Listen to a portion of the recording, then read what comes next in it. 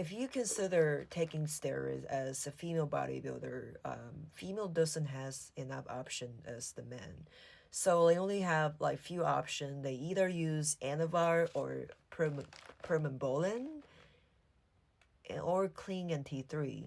But cling and T3 are not the steroid, and I would never recommend it because they makes you even more anxious, more stress, and more risky for your health.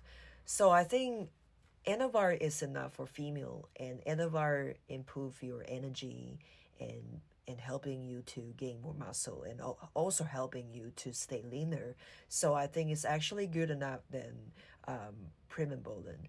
But I'm gonna share about my experience about when I using primobolan that time. So what actually changed my voice, start getting deeper. It's actually from primobolan and proviron. So after I started proviron, then my voice started getting even deeper because I was on primobolan already, but I wasn't use anavar. I click anavar. Anavar is still very popular to use and still useful in my opinions. Some people dislike it, some people super like it. So many bodybuilders, they are on anavar for sure, even the men and the women. Primobolan, it works slowly to change your voice deeper in anavar. So that's the side effect for female. If you're on the gear, it will change your voice deeper eventually. It will change your hormone quickly. And also your period might be delayed or never come again. I would say proviron is unnecessary as gear, so you don't need it. It's kind of waste of money. It's only for competing to use. So yeah, from my experience and from my perspective, I think anavar is even stronger than proviron and primobolan. So for sure, anavar is good enough to use for female. You don't need more 10 ng. Like 10 ng is enough for a female. But if you consider to become like the Olympia athlete, you might add more steroids or you might consider to use testosterone.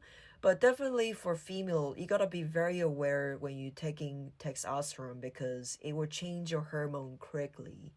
It will change your voice quickly too. You will end up even more muscular if you're not afraid. Oh, what started change my heart rate was from primobolan, because when I was on anavar and testosterone, it doesn't change my emotional, it doesn't change my heart rate. But once I start primobolan again, my heart rate started getting higher than it used to be. So I found primobolan will change your heart rate for sure. And yeah, so you gotta be very careful how much you use for primobolan.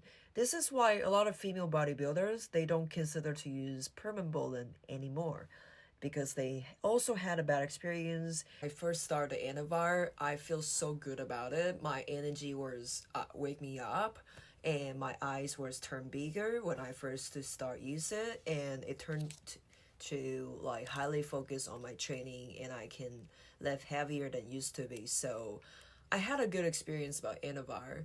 But yeah, when I started primobolan, I got constantly sleepy after training, after come home. I don't know why, like primobolan seems like lower than anavar. So I would still prefer anavar. And also like a lot of my trainers suggest me to use anavar, don't use primobolan. Some of them, they had a bad experience about primobolan. They think anavar is better quality than primobolan.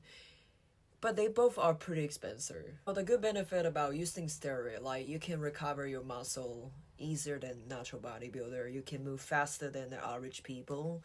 You can even eat more because you burning more calories than the average, and you know you can also burning your fat easier than the natural bodybuilder. But you gotta train even harder because you're on a gear. It make more sense training harder than the average people because you're on a gear. It doesn't make sense when you're on a gear you don't train hard. Of course, people people using themselves for experiment. If they don't train, they still can gain more muscle than the natural bodybuilder. The more gear you on, there's more side effect on you. I don't feel comfortable because my heart rate was pretty high. It would definitely cause you blood pressure too. That's why you have to take a lot of supplements to support you and taking care about your health. And you have to, like, during the blood test when you off your cycle, and remember, you gotta off your cycle. Some people constantly start their cycle over and over again without taking off cycle. This is so risky. So that time I was on so many gears. My period was delayed. Once I off my cycle, my period was coming. This is so strange. Everyone might react differently. But yeah, so I start off my cycle when I come to US, and I see something change to me. I see my energy is a little bit weaker, but I was still physically active, and doesn't mean I never be active again, you know. When I injecting myself, I would not to do that again on my shoulder. I never do on your legs, never do on your arms because it's painful and you might get infection if you did the wrong part. So I would suggest always do on your glute, on your butt.